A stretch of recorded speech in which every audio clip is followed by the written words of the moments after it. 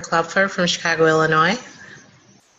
And this is Lillian Abrams from northern New Jersey, outside New York City. Hi, this is Suk from Delhi, India. Larissa from Calgary, Canada. Hello. You first, Fiona.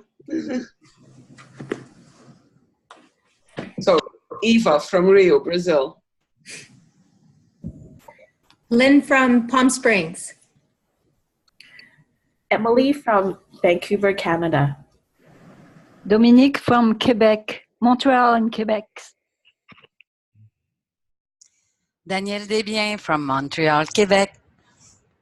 Under the snow. Michael Cullen from Montreal, Quebec. This is Mesa Gong from New York City.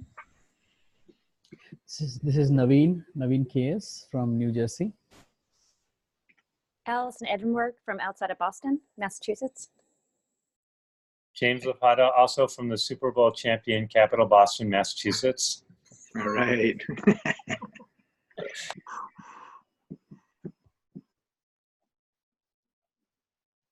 I'm Kim Zovak, and I'm calling from Los Angeles. And Lily from Victoria. No video today. Hi, Jason Sackett from Los Angeles.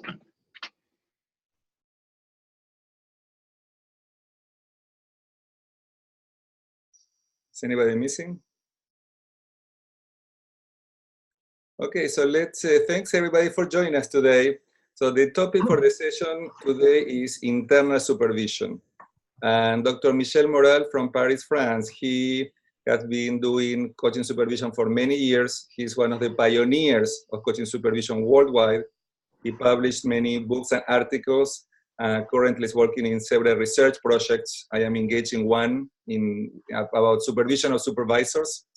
And Michel, maybe you want to share more about you. In a few, maybe in the middle of the session, the session is for 1 hour.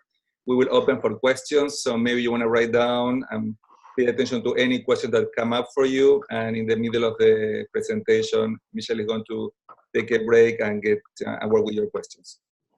So go ahead, Michel, if you want to share now your screen with yourself. Yeah, I'm going to show. Yeah. So everybody be sure, please, if you can turn off your microphones so we don't have any sound in the background.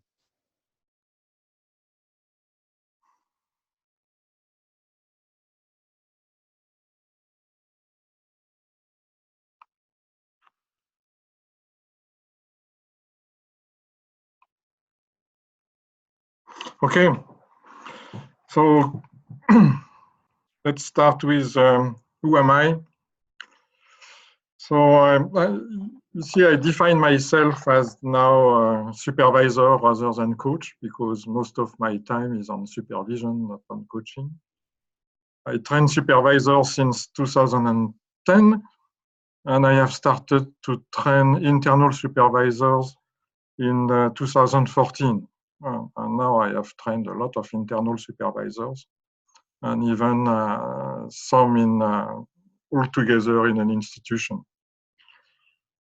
I am a member of EMCC, not ICF. I mean, nobody is perfect. As Damien mentioned, I've published a lot of books, 10 in total. And you can see that 2 are related to supervision. And there are a lot of republications because, nothing is perfect. My books are in French, but they are quite successful in France and Belgium and Luxembourg. So the agenda is I'm going to go back to what is supervision because as an expert, of course, I have my own idea about supervision. And then we will go through internal coaching and then finish with the internal supervisor. The last line, organization of coaching and supervision in large companies, we are not going to address this time, but it's a quite interesting problem because now some companies are using hundreds of coaches, internal, external, and supervisors. but I'll see another time. So what is supervision? So if I take the definition of ICF and EMCC, you can see on the left that there is almost the same wording, and I put in red the key words. And I think that the difference between ICF and EMCC are the two words in blue in order to be supported. So in the function as seen by EMCC are on the right. So it's a reflection, resolution of technical issues that the coach can encounter, development, and EMCC is also including support or resourcing. And these are the more detailed definition of the four functions. Probably you can read that. What's important on the left is that in the background you have notions of quality, ethics, and standards.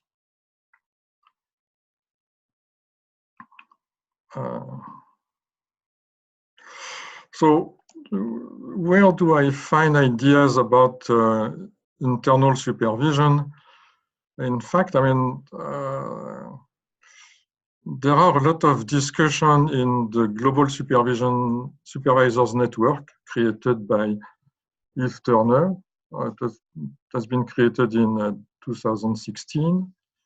Also, a lot of ideas coming from the conferences in Oxford Brookes that are held since 2011. So there has been a total of 250 people standing up and telling what they know about supervision. And of course, now I expect America's Coaching Supervisors Network to bring also new ideas. In the middle, you have the names of supervisors who have been touching the subject of internal coaching and internal supervision. And most of them have published, especially Catherine St. John Brooks, who has published an excellent book on internal coaching with a lot of ideas. So I'm going to start with internal coaching.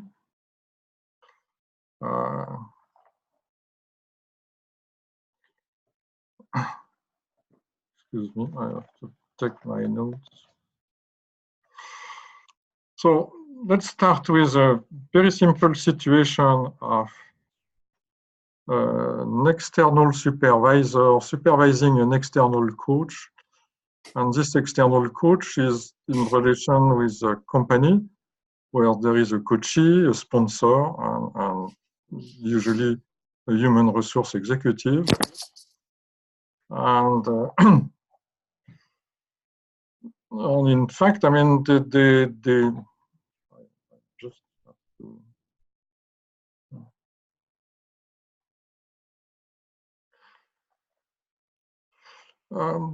The coach is asking himself who is the client when there is a conflict between the coachee and the sponsor, or the coachee and the human resource manager, or the coachee.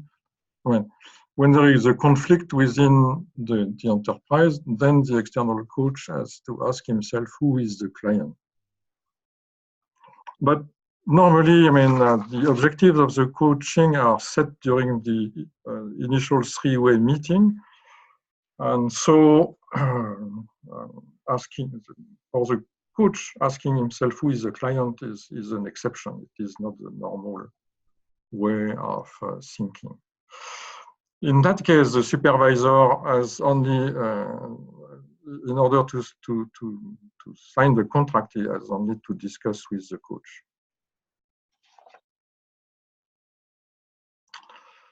When the coach is internal, then the supervisor, external supervisor, has also to ask himself or herself sometimes who is the client, because the external supervisor has to deal with the coach, but he has also to deal with the HR or the head of coaching, if there is a head of coaching. therefore, the three-way contract, I mean, you have two typical situations. In the first one, there is a three-way contract between the supervisor, internal coach, and the HR, let's say, or head of coaching, if there is a head of coaching. And there is another three-way contract between the coach, the coachee, and the sponsor. Let's suppose the sponsor is the N+1. We have another case where the sponsor is the head of coaching or is the HR. I mean, and the line of the coachee is not in the game. So in that case, there is a common part between the two three-way contracts. For instance, it can be a reference to the strategic objectives of the company, but there are a lot of items that can be common in the case too.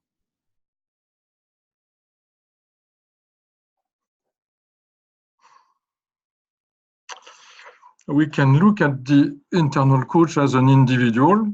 And of course, I mean, there are advantages to internal coaching, familiarity with the organization and the cost, but there are also a lot of points of vigilance. And especially, I mean, there is a list here, but especially, I mean, there is a concern about double identity. And there is another concern at the bottom about autonomy. So the concern about double identity is that, at least in Europe, I don't know the situation in the USA, but in Europe, very few internal coaches are coaches at 100% of their time. Most internal coaches have a job like a manager or director of something or whatever, and they are coaches during only 20 to 30% of their time. So it's quite, I mean, when I supervise internal coaches, sometimes I hear that when they coach, they are still manager of or director of or something else. And when they are managers, they are at the same time coach. So, I mean, some of the internal coaches are not able, and this is a real issue, are not able to switch identities, are not able to be sitting clearly in their identity of coach or in their identity of something else. The second key concern, of course, you have the parallel process and the importance of the implicit corporate culture. But the second key concern is about autonomy. And depending the company, the internal coaches are free to have use the concepts that they like, the method that they want, the tools. They are not able to decide what is going to be their professional development. They have or they have not line management support, etc., etc. I think that one of the key issues is about the rhythm. For instance, I know internal coaches, I mean, they live at the speed of the company and says they are not at all able to coach because the company is at a very high speed. Company culture is that there are very long hours. They work on weekends, etc., etc. I think this is not a good ecology for coaches. Also, internal coaches are not always free to, depending how the matching is done, they are not always free to refuse a coachee. They are not always free to select the supervisor that they want. And so you see, as an individual, the internal coach might have a concern with autonomy. There is another concept quite important in internal coaching is the concept of psychological distance. It has been invented by Nelly Micholt, and it's a measure of, it's a combination of alliance, contract, convergence of objectives, and complicity. And so the idea of Nelly Micholt is that there should be a balance between the three dimensions. I mean, because the sponsor might be dominant, or the coach might be too close to the supervisor, or maybe the sponsor can deliver into the supervisor information that shouldn't be delivered, things like that. So the idea of psychological distance is that it has to be balanced and managed.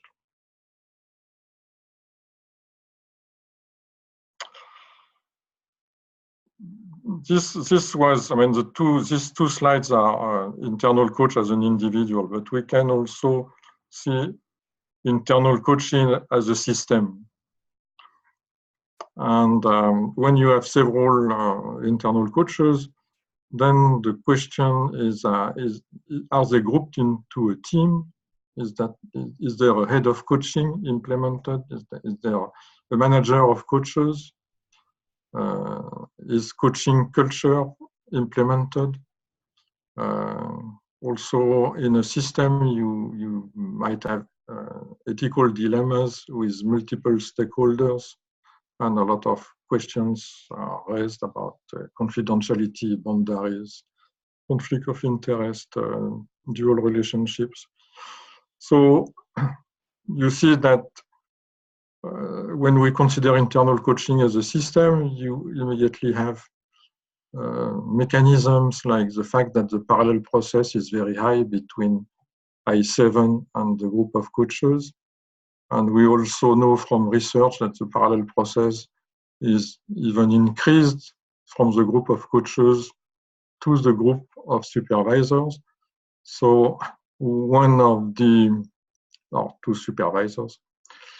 So one of the problems of the supervisor when he supervises internal coaches is to try to be aware of the parallel process, and also if the coaches are grouped into a team, then very often there is a replication of the corporate hierarchy, of the corporate patterns. And I have an example.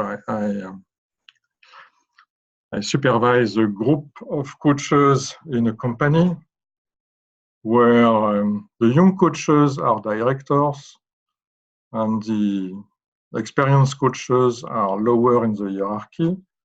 So in the group, there is a kind of reverse hierarchy where the young coaches who are in a higher hierarchical position in the company are dominant in the group and deliver lessons to the very experienced coaches in the same group. So if you consider internal coaching as a system, there are all these phenomena.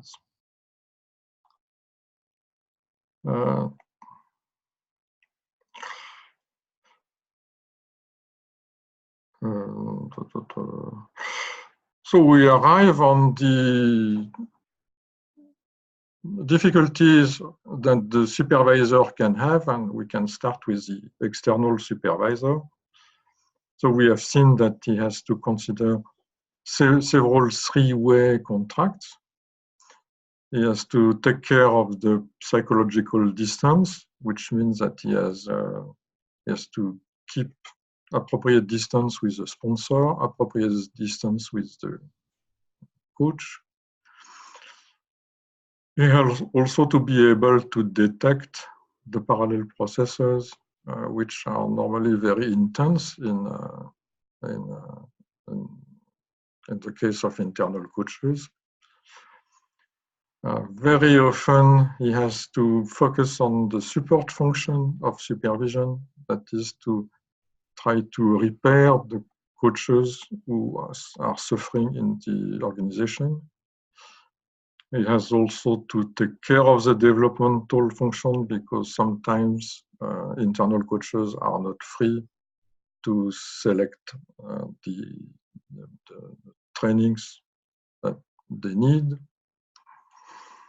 And if the coaches are formed into a team, then you have the usual team mechanisms like scapegoating, low energy level, lack of responsibility, etc., etc. Everything that you see in team coaching or in teams then appear in the supervision, and so for the supervisor has to do at the same time supervision and team coaching or team controlling or team something, which is, and of course, it's making the task more complex.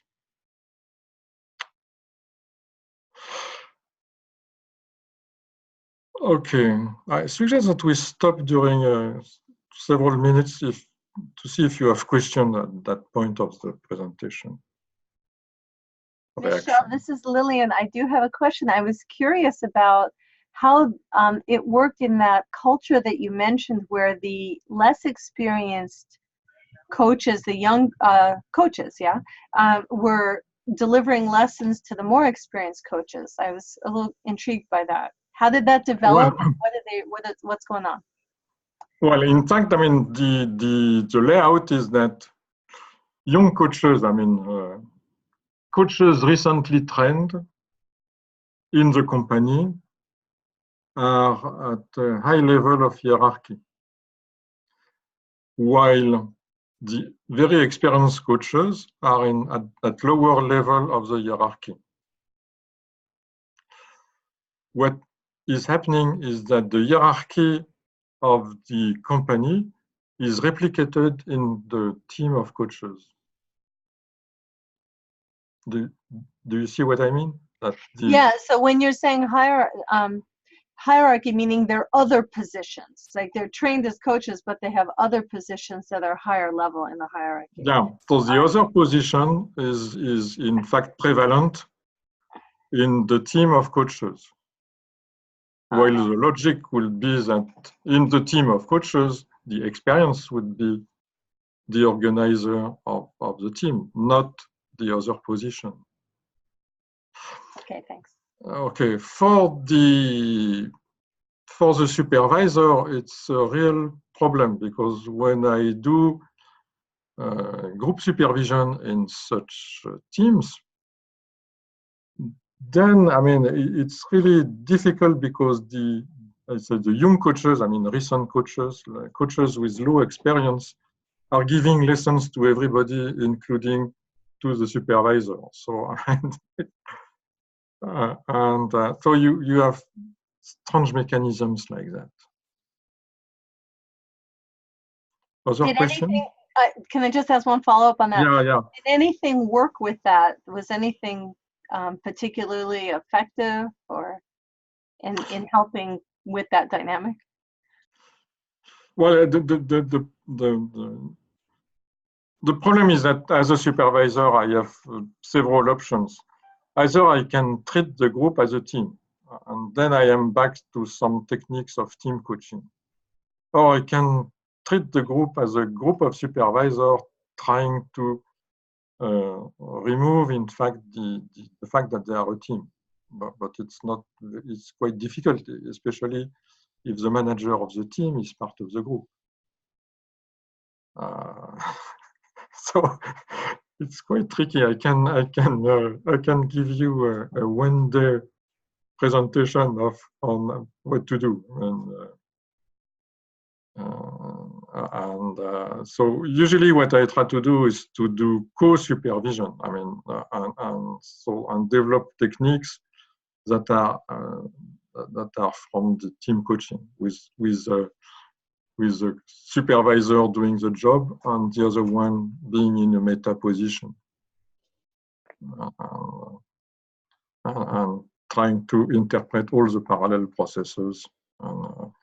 So in such a situation, I think that what is to be done is to try to detect all the parallel processes and use them, I would say, against the team of coaches in order to transform the team of coaches into a group of coaches. So, is that, Michel? yeah? This is Jason in Los Angeles. For the three-way contract, what if there is no head of coaching? Well, then, if there is no head of coaching, it means that the internal coaches are dispersed. In fact, they report to their line manager here and there. So in that case, the supervisor, if he's an external supervisor, has to do a three-way contract for each of the coaches. I mean, this can be a standard three-way contract, but at some point of time, it's necessary to discuss with someone who can coordinate the coaches in their different locations. You see what I mean? If there is no head of coaching, it's more or less like if the coaches are external, but in fact they are not, and so you have, in fact, you have to well, let me say, the three-way contract with a company is a contract with all the complexity of the contract with a big company. And if you have to do that for each coach, then it's an overload. It's another administrative load, which is not useful for the supervisor. I mean, thank you. Just compare. I mean, just compare the simple contract you do as a supervisor with a coach in the field. I mean, a normal coach. I mean, the contract will be a couple of pages and no complication. Now, imagine a contract with a company with IBM, like IBM. I mean, it's a 20-page contract and a lot of paperwork, and you have to do that for each coach. So I think one of the tasks is to encourage the company to coordinate the coach or to do something about that. Just this is Mike in New York, just picking up on that point.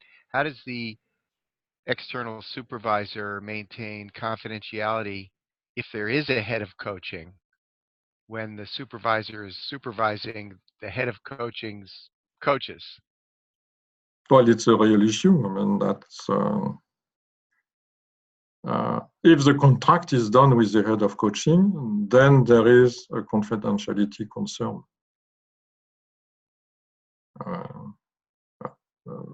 But what is exactly your question? Well, the head of coaching has a legitimate interest in the developmental opportunities of each coach. The supervisor needs to have a confidential or close to a confidential relationship with each coach in order to have a safe conversation about that person's development. Correct. So balancing the head of coaching's legitimate need for developing and growing the coaches, but not overstepping the confidentiality that the supervisor needs to have with each coach. Yeah, but the reality is that when there is a head of coaching, usually the head of coaching has an idea about the development of the coach.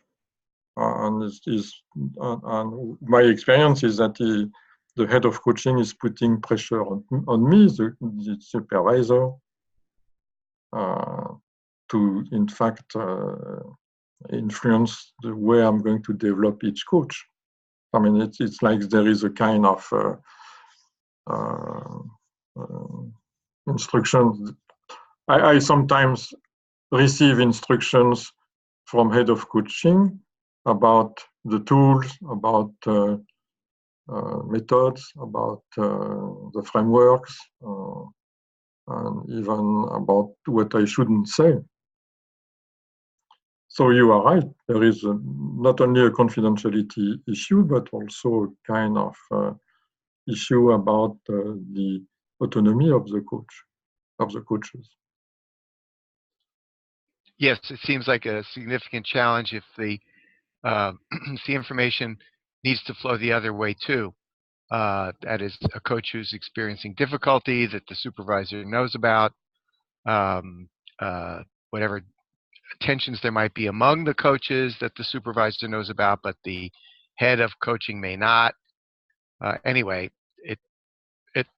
I'm sure there are ways around all those tensions, but it seems fairly fraught. Well, I mean, when there is a head of coaching, it is because there is a strategy of the company about coaching, usually.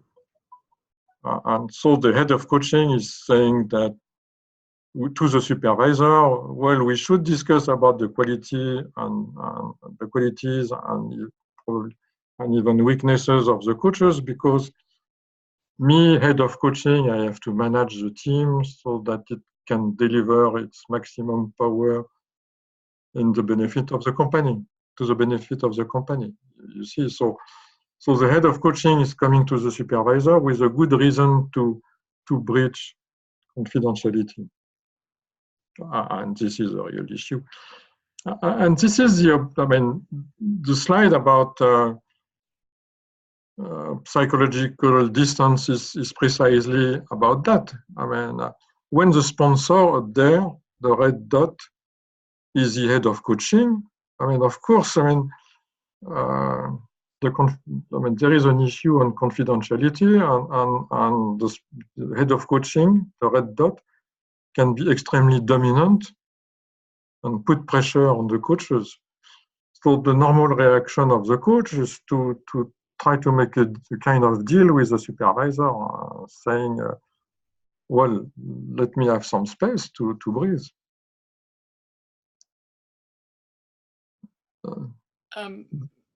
Michel, I have a question about the capacity of, say, young coaches and not perhaps very far out of training.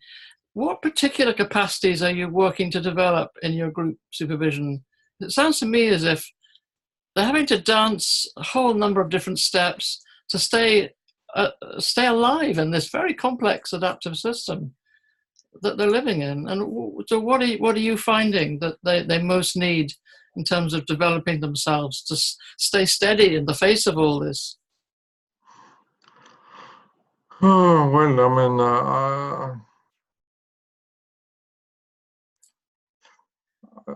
as a supervisor of these coaches, I try to in fact break the rules against autonomy, if any. I mean, if they have constraints.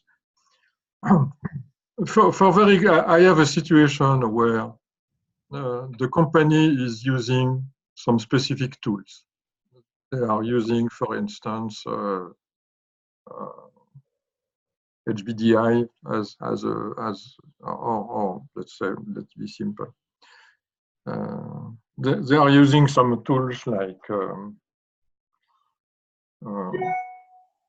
whatever. HBDI, I mean, brain preferences, if you know that. And so everyone in the company, every coach in the company has to use that specific tool and not any other tool. But sometimes this tool is not the most appropriate. So as a supervisor, I try to alert the coach that there are a lot of personality tools around and that he should maybe try to have a look and possibly be trained. But then the company says, no, we are not going to give money to the coach to be trained on a tool which is not the tool that we force them to use. And so you see that kind of dilemma I have. I mean, I try to develop the coaches, but sometimes it's against the company strategy in terms of coaching. So in a way, what you're saying is this whole issue of autonomy and maybe I would call it also authenticity is compromised, and that's life, isn't it? So in a way, what you're developing in your coaches is a capacity to stay alive to the normal tensions of life, as well as the tensions within the company and within themselves. So in a way, it's a meta skill, isn't it? Yeah, exactly. But hopefully, I mean, it's not always a nightmare. I mean, some companies are very reasonable and leave a lot of space to their coaches. But some companies, I mean, the coaches say we don't have space to breathe. I mean, we are in a box, and the box is very small. Yeah. So as a supervisor, I'm really in a position. I mean, it's an ethical dilemma for me. Should I go against the instruction of the company for their coaches? As I am an external, this is the next item. I mean, as an external supervisor, I have more freedom than an internal supervisor, because we are going to the point of the internal supervision, is that the internal supervisor is like the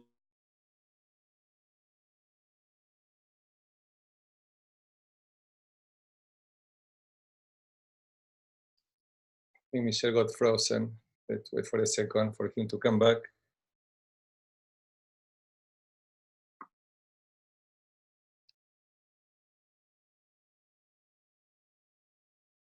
You want us to shut the video, maybe? Okay, Michel, you're back. We lost you for a minute. Okay. Okay. And there is a question also, Michel, from Eva. I don't know if you get to see the chat room. Can you see that? Let me to read it to you. Well, do we have the chat? Yeah. About if there is any research on the effectiveness of internal supervision. And then I know that you have a lot of more material to cover, so maybe after answering the question, you can move forward.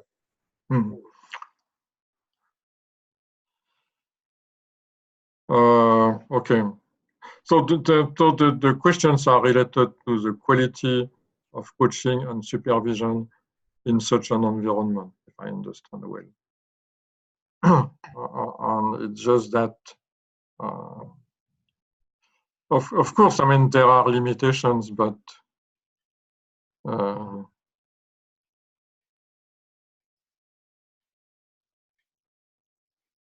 yeah.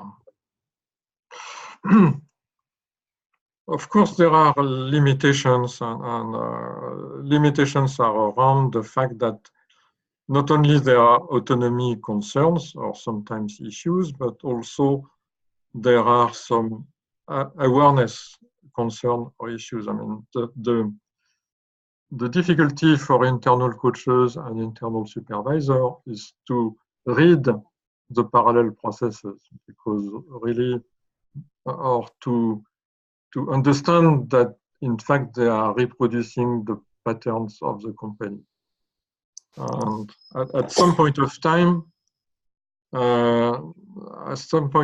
this is the role of the supervision of supervision to help the internal supervisor to be aware of what's going on.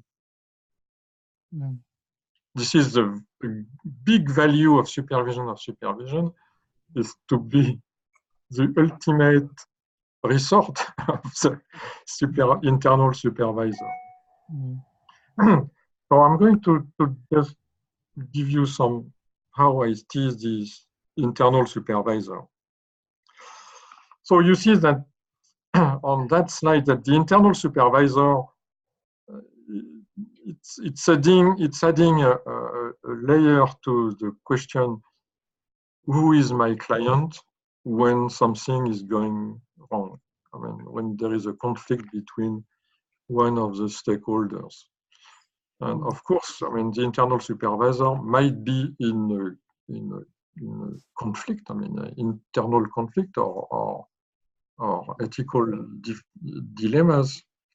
If there is, for instance, a conflict between head of coaching and the coach, or head of coaching and the sponsor or the coachee. I mean, as the supervisor is an employee of the same company, it's of course a difficulty for him. I mean, there is a question of loyalty. He's loyal to whom? Also, the three-way contract might be a bit different because, in fact, you have two possibilities. Either the internal supervisor is himself or herself the head of coaching. That occurs.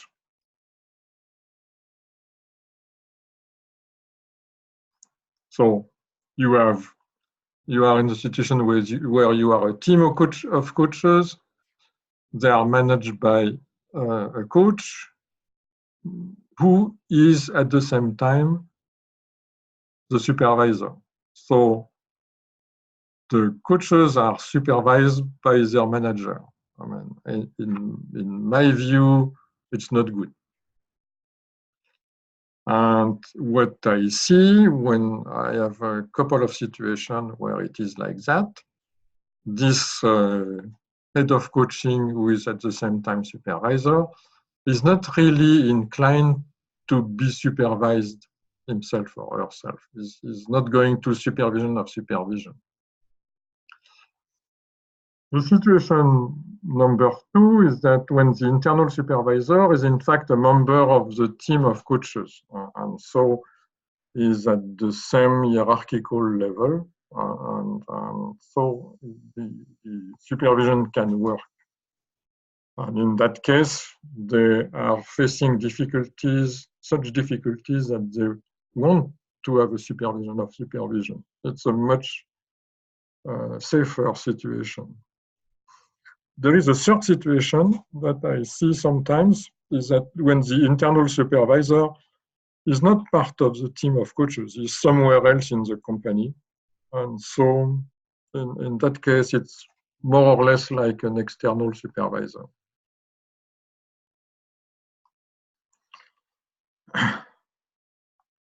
So at the end of the day, if you take the internal supervisor, the points of vigilance is that on the left side, he has the points of vigilance of the internal coach. I mean, they have also concerns about double identity, being able to be in and out,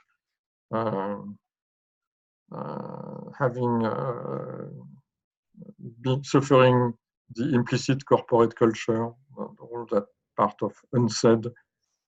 So difficulties in detecting the parallel process, lack of autonomy, but is also on the right side in the position of having the difficulty of the supervisor of internal coaches, that is managing three-way contracts, managing the psychological distances, and having very often to be supportive, being the one who is resourcing the coaches, and also managing the developmental function against sometimes the head of coaching or the company.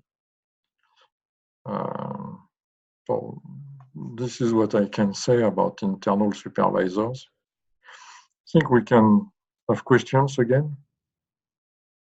Hi, Michel, it's Michael. I'm just wondering if you could address parallel processes and what are some of the common ones that are showing up for you that we could identify and maybe look at as a concern. Well, there is the whole field of implicit. I mean, if there are a lot of unsaid in the company, probably there is a lot of unsaid in the team of coaches. Also, I mean, if the company is very hierarchical, then the team of coaches will be also very hierarchical. But the problem is that, as said before, two kinds of hierarchies are conflicting. One of the common parallel process is about, one of the factors is the team of coaches, of internal coaches, they are, what is their place in the hierarchy? Are they close to God or are they down at a very low level? I mean, do the team of coaches have an influence on the strategy? Are they, do they have really power to develop their own strategy? And sometimes there is one parallel process I saw is that the team of coaches have their own strategy for the company.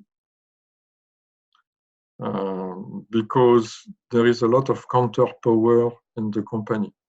For instance, it is the case of the Ministry of Education in France, where the coaches are saying, we don't want to support the strategic objectives of the minister. We should be independent. I mean, there is the independence of the coaches is something which is valued beyond reason. Things like that. I mean, does that answer the question? I mean, Yes, it does. And so independence beyond reason. Can you say a little bit more about that? Independence beyond the reason is that, for instance, if I take the case of the Ministry of Education, there is this whole question of independence of the teachers versus the strategy of the minister, and coaches are replicating that question of independence, and so it's independence of the coaches. Now the situation is that the minister is asking the coaches to support his strategy, and the coaches are against that. I mean, so in fact, coaches are behaving like teachers on the question of independence.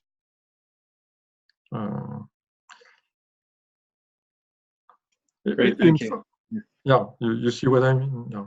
Yeah, I do. We have an educational issue going on here in Quebec, so I can see a parallel process there too. Okay. Good. Yeah, but we I mean, parallel processes are usually very specific. I mean, I supervise coaches in a group of hospitals, and in hospitals in France, in fact, there are 3 layers. I mean, there are the doctors, then the population of professions like psychologists, people like that, with high-level diplomas, but they are not doctors, so they are not considered as well as doctors. And then there is a 3rd level with nurses and that kind of professions. And that's what I call a feudality. I mean, it's like in the Middle Age, you know, you had the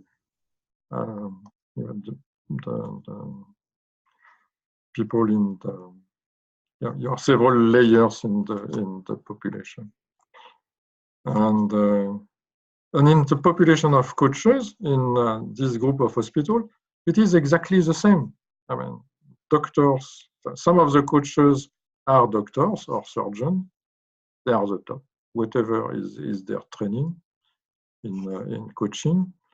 Then the 2nd layer is professions like psychologists and similar professions, and then the nurses.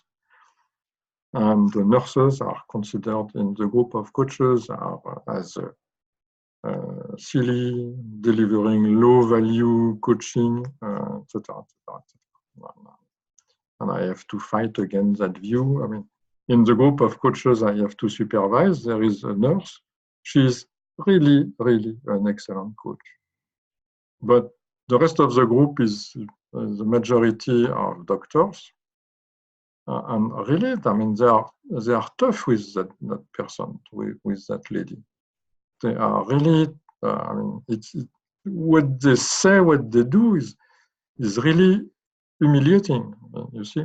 The replication of the hierarchy in that environment, hospitals, is extremely strong.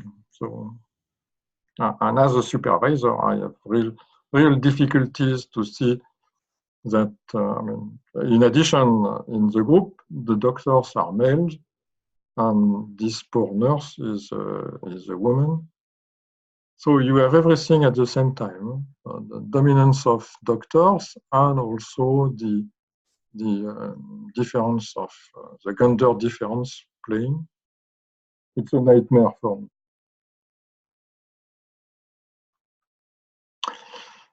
So Michel, we have a couple of minutes to wrap up because we need to make some announcements. So based on Okay. that, if you want to share any information about you, how to be reached, or you want to answer the last question before we wrap up the session today.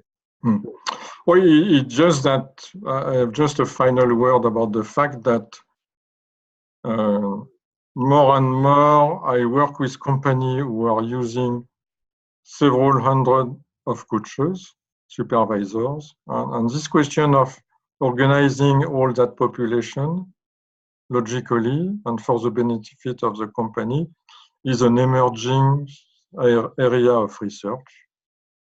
I have started to do research on that, but I mean it's a big issue, and the professional bodies are not really interested in that. But I think we are going to have a lot of work in the future with that question.